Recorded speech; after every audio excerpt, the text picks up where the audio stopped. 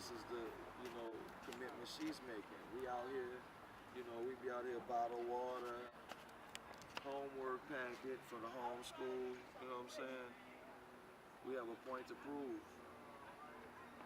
We're not out here, you know, for anything aesthetic. We're here for justice for the Glover family, for the Sip family, for your family, my family, justice for the Rouge House. We're here for justice for all of the displaced Katrina victims. We're here for all the brothers that are being locked up wrongfully, wrongful convictions. If you're recording, look right there. Let's get some footage of the fact that 98% of the people that come out of this building Caucasian are coming from work, briefcases, suits. And 98% of the black people coming out of this building are under severe duress, summons in hand, or they work for the lower level of the justice system. Now, if you pan around here, you'll see the path that they beat from the courthouse straight to the bail bond. Look, you got it on video. You saw the people just came out of this courthouse, right? Yeah. Okay. And that's the pattern. And as I look, I see the same thing. When you see an orange vest, black people. Now they're gonna tell you, is it because white people pay their fines? Bullshit.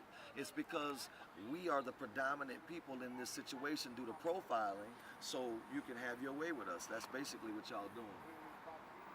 So if you focus here, let's start here. We saw those white people come out of here. They both at work, pistol on hip. Look up here as we go back up. Another. All right? And what we'll do is we'll prove a point here. And I believe if we document this, you know, 30 days in a row, that it then becomes at some point empirical data that what I'm saying is right. Now we have a city that's 60-something% black. How come all the white people work here and at the upper level of the justice system? Explain that. Let's keep watching.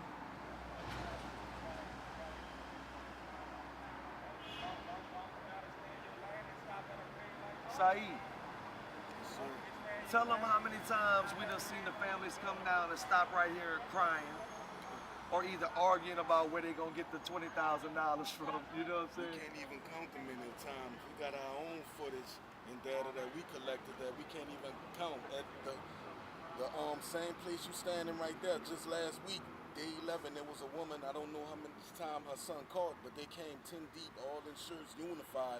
She was out there pouring down in tears. Yes. This is something we see common.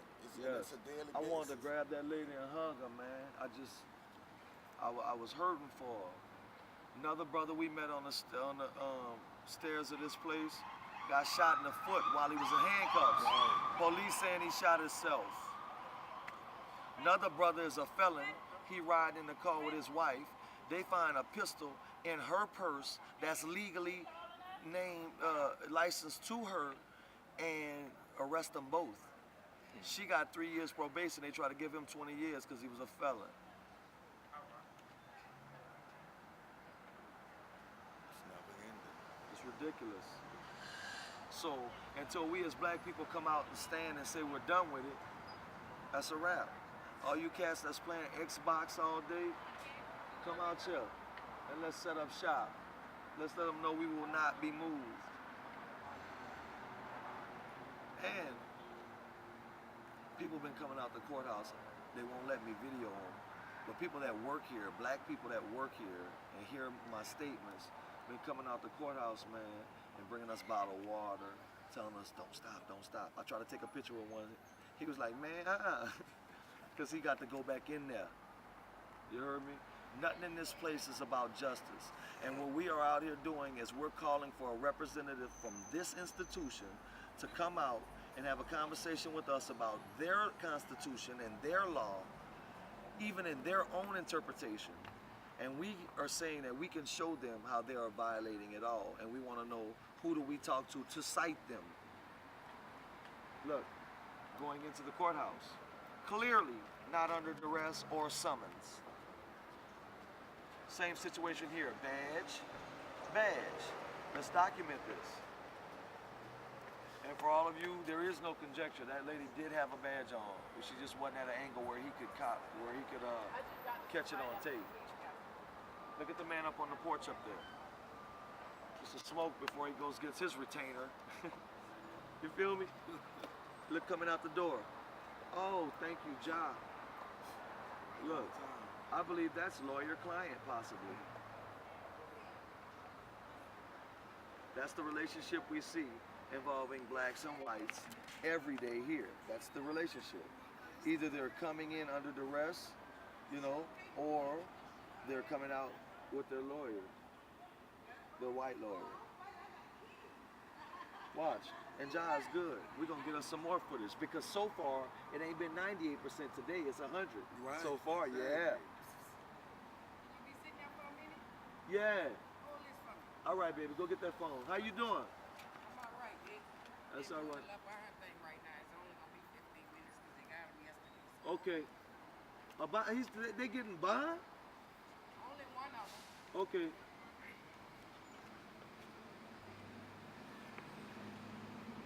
That was Kima D, Daphne Cola's cousin, the girl who got killed by the ATV on St. Bernard Avenue.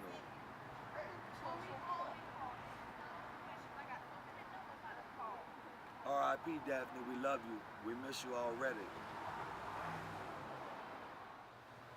Another important point I would like to make since we got the camera rolling. Why don't the black attorneys and the conscious or moderate so-called decent white attorneys come together and form a council nationwide that attacks horrific cases with circumstances such as the Glover case? Because there can be no system if the majority of the people don't have faith in it. And so we got to do something. But I also would like to know, why don't the black officers from NOPD come together and call for action, a movement to get charges pressed on the state charges pressed on the killers of Officer Glover? What's up, Corey? Man, I didn't talk to y'all, man. He took 40 years, man. He took 40 to a plea? Damn. He kept me out here for a reason. Nobody was down there with him. They scared, kept telling him life. He signed for 40 years. You lying. The son, look, I'm filming right now. Look, right there. She gave me a certificate to court. The paper said 2:30. She want me to be here for 9:30. Your paper said 2:30. I'm on the docket for 9:30. That's cold-blooded. You got that? That happens in dealings with this system. That's about the 5th person in this last 10 days that have told me that they got documentation, letter from this institution saying be here at one time, and then got here and it had been moved up. The Trung case, the original co-defendant with Trung was standing on these steps, the white boy, and he told me that the same thing happened to him. They told him to be here at one time, and when he got here, they had moved it up an hour or two.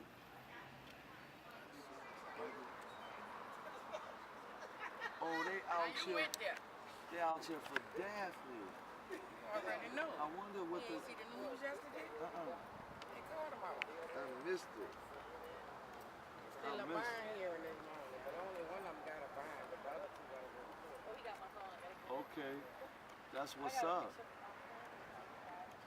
Very good day to be out here. Yes.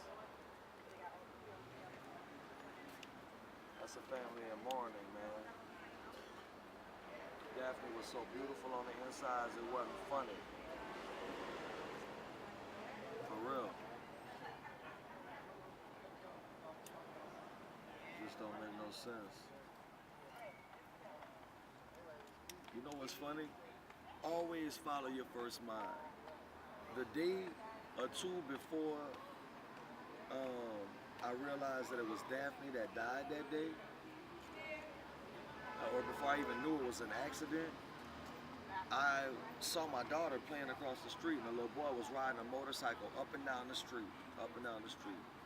And the first thing that I thought was, man, that's dangerous. I need to go tell them to stop. And then I was like, dang, with them kids out there, I don't want to be the old dude that don't understand and be the party pooper, right?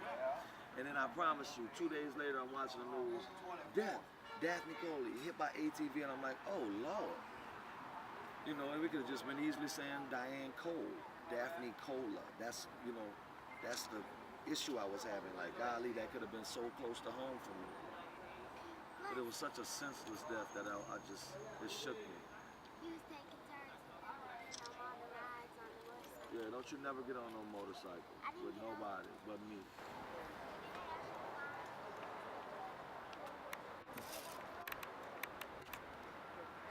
Sis. How you doing? Look. I've been saying that too. And look, I swear to God, if it wasn't you, I'd be yelling. I wouldn't let him even get a soundbite out.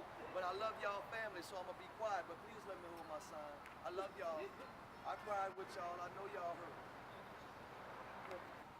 3 arrests.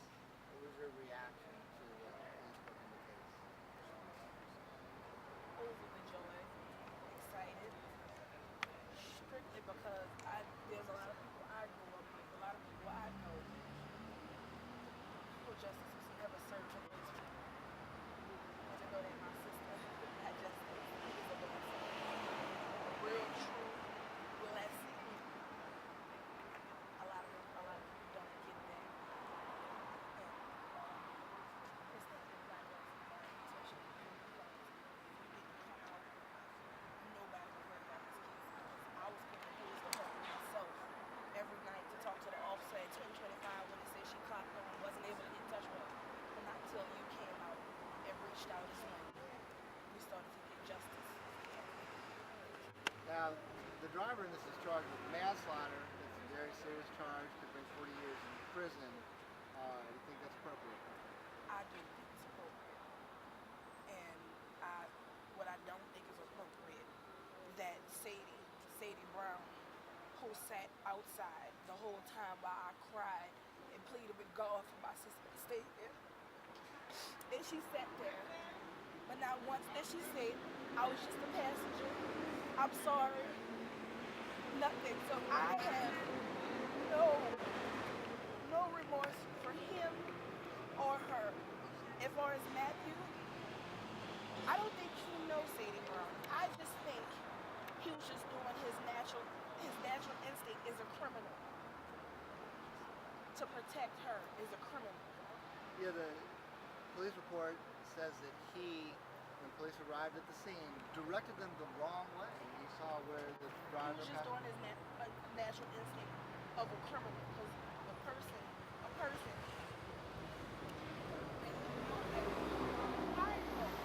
if they would have stayed at the scene, they would have been arrested. I know there have been fines, community service, probation, but I know